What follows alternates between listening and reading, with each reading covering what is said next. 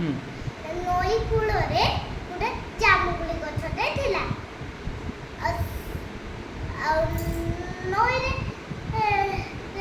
କୁମ୍ଭୀର ରହୁଥିଲା, ଆଉ ଗଛ ଉପରେ ମାଙ୍କଡ଼ ରହୁଥିଲା। ଆଉ ମାଙ୍କଡ଼ ଯୋଉ ଗୋଟେ କୁଳି ଖାଉଥିଲା, ଯୋଉ ହାତରେ ଖସି ପଡୁଥିଲା ସେ କୁମ୍ଭୀର ଖାଉଥିଲା।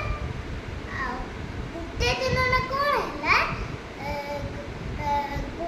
କୁମ୍ଭୀର ନା ଯାଇକି କହିଲା, ମାଙ୍କଡ଼ ଭାଇ ମତେ ଦିଟା କୁଳି ଦବ ନା?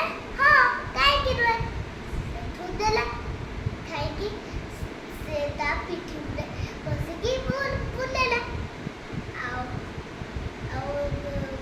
ଗୋଟେ ଦିନ ନା କଣ ହେଲା, ମାଙ୍କଡ଼ ଭାଇ ମୋ ସ୍ତ୍ରୀ ପାଇଁ ଦିଟା ଜାମୁକୋଳି ଦେଲ? ହଁ, କାହିଁକି ନୁହେଁ। ସେଠୁ ଦେଲା। ନେଇକି ଗଲା ତା ସ୍ତ୍ରୀ ପାଇଁ। ଆଉ ସେ ତା ସ୍ତ୍ରୀ ଖାଇକି କହିଲା, ଏ ଜାମୁକୋଳିଟା କେତେ ମିଠା। ତାହେଲେ ତୋ ସାଙ୍ଗ ମାଙ୍କଡ଼ ତାହେଲେ